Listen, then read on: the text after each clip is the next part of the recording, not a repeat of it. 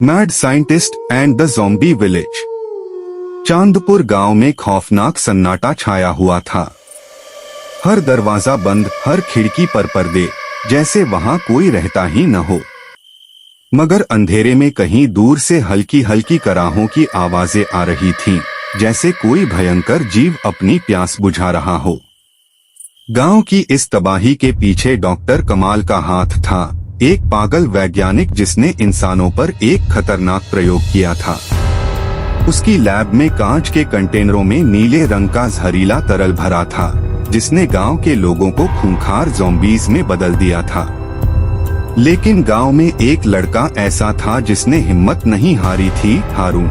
वह दिन रात इस बीमारी का इलाज खोजने में लगा हुआ था। उसके माता पिता भी ज़ॉम्बी बन चुके थे, मगर वह उम्मीद की आखिरी किरण था। हारून की पहली परीक्षा। हारून ने अपनी पहली कोशिश के लिए बाहर निकलने का फैसला किया।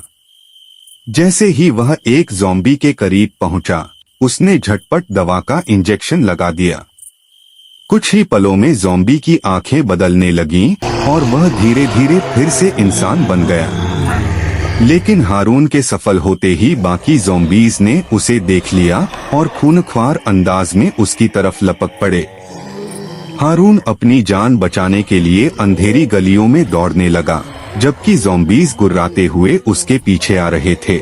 उसे पता था कि अगर उसे इस मुसीबत को खत्म करना है तो उसे डॉक्टर कमाल की लैब तक पहुंचना होगा। लेकिन लैब तक जाने का रास्ता ज़ॉम्बीज़ से भरा हुआ था। डॉक्टर कमाल सबसे खतरनाक ज़ॉम्बी। हारून जैसे तैसे लैब पहुंचा, लेकिन जो उसने वहां देखा उससे उसके रोंगटे खड़े हो गए।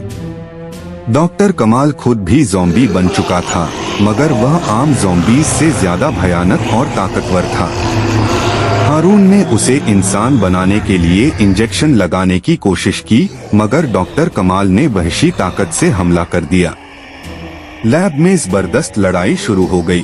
अंतिम दांव। आखिरी पल में हारून ने एक चाल चली, उसने इंजेक्शन सीधे डॉक्टर कमाल के दिल में उतार दिया।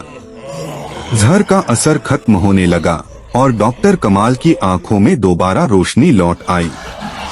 हारून ने लैब में रखे एक बड़े बम में दवा भर दी और उसे पूरे गांव में फैला दिया।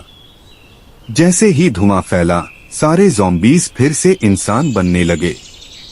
चांदपुर दोबारा जिंदा हो गया, मगर हारून जानता था कि यह अंत नहीं था, बल्कि एक नई शुरुआत थी।